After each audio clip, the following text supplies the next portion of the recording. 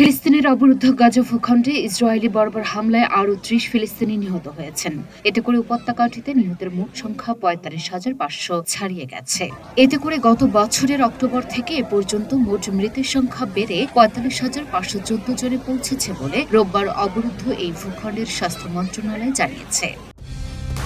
Colour expert, George sap এবং mild on hands technology সমৃদ্ধ Orix crystal wash আপনার laundry expert. গত ২৪ ঘণ্টায় ইসরায়েলি বাহিনীর অব্যাহত আগ্রাসনে ৩০ জন নিহত এবং আরও ৯৯ জন আহত হয়েছেন। অনেক মানুষ এখনো ধ্বংসস্তূপের নিচে এবং রাস্তায় আটকা পড়ে আছেন, কারণ উদ্ধারকারীরা তাদের কাছে পৌঁছাতে পারছেন না।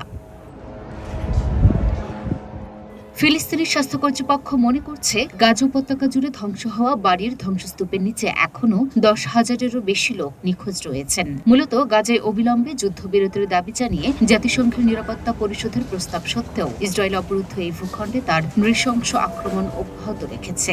উল্লেখ্য, গত ৭ই অক্টোবর হামাসের নজিরবিহীন আন্তঃসীমান্ত হামলার পর থেকে ইসরায়েল গাজা উপত্যকায় অবিরাম বিমান ও স্থল হামলা চালিয়ে যাচ্ছে। ইসরায়েলি এই হামলায় হাসপাতাল, স্কুল, শরণার্থী শিবির, মসজিদ, গির্জা সহ হাজার হাজার ভবন ক্ষতিগ্রস্ত বা ধ্বংস হয়ে গেছে। এছাড়া অবরুদ্ধ এই ভূখণ্ডের ৬০% অবকাঠামো ক্ষতিগ্রস্ত বা ধ্বংস হয়ে গেছে। ইসরায়েল ইতোমধ্যেই আন্তর্জাতিক বিচার আদালতে গণহত্যার অভিযোগে অভিযুক্ত হয়েছে।